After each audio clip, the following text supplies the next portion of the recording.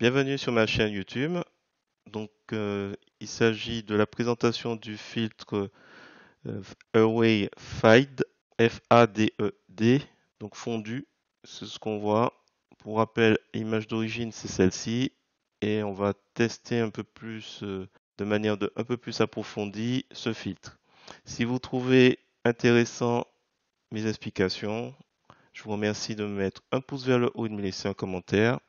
Et sur ce, je vous souhaite un bon visionnage de ce tuto.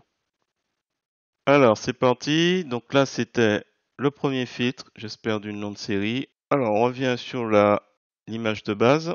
Et à nouveau, on va aller dans Filtre, GMIC Qt, donc 3.3.5. Et on va s'intéresser à Away Fade. Alors, j'ai oublié de préciser que l'auteur de ce premier filtre, avant de le quitter, c'est Samji. Et ça date de 2020, 10-24, 24 octobre 2020, la dernière mise à jour. Alors, Away Faded. Alors, c'est un feed qui permet de créer ce petit effet de fondu d'une image avec des répétitions. Donc, aperçu et coché. Donc, est-ce que c'est paramètre par défaut? Oui. Et celui-ci, c'est de David. Donc là, la mise à jour 2010. Donc, il va être assez simple, j'espère. Donc en gros, vous avez X ties et Y ties. Donc là, c'est certainement le nombre de tuiles ou de cellules. X, donc j'ai 2 ici, 2 ici. Donc si je mets 3, voilà, on se retrouve avec 3 à l'horizontale. Vous avez l'axe des abscisses et l'axe des ordonnées. Donc l'axe des abscisses, c'est l'axe qui se trouve à l'horizontale, et l'axe des ordonnées, c'est l'axe qui se trouve à la verticale. Et donc voilà, X, X offset et Y offset, c'est en pourcentage, apparemment, comme c'est indiqué entre parenthèses. Et normalement, ça devrait permettre de déterminer la position du tableau par rapport à un point de référence. Alors, en compte, ça, je ne sais pas trop quel pourrait être ce point de référence. Donc là, pour X offset, donc à l'horizontale. Ensuite, vous avez fade start et fade end. Donc fondu départ, fondu de fin, c'est en pourcentage aussi. Je pense que ça doit être l'effet plus ou moins marqué du fondu. Là, je vois entre 80 et 90. Est-ce que ça veut dire que si je vais, allez, on va à 0, on a quelque chose qui est, ça va pas à 0, ça va à 1 et 1. Donc là, on a effectivement les fondus qui sont pas très marqués. Si je le mets à 68 en début et ce qui est pas début et puis une fin à 1, c'est pas très cohérent apparemment. Et plus j'augmente, il faut toujours que l'un soit inférieur à l'autre. Que ce soit, voilà. On voit tout autour, il y a quelque chose qui se joue. Ouais, je pense que c'est où ça commence, où ça finit, et ça doit être assez cohérent.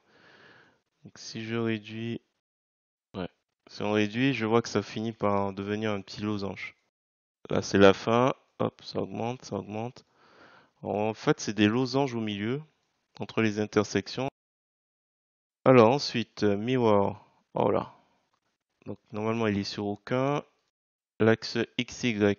Donc là, on l'a inversé. Mais on peut inverser uniquement sur l'axe X. Alors là, pour le coup, ça va être compliqué à voir. Donc l'axe Y, il n'y a pas de souci. L'axe X. Attends, je refais. Cette fois-ci, je vais mieux observer. Ouais, c'est ça. L'arrière du chien, il était sûrement à droite et il est passé à gauche. Donc là, ça s'observe quand même.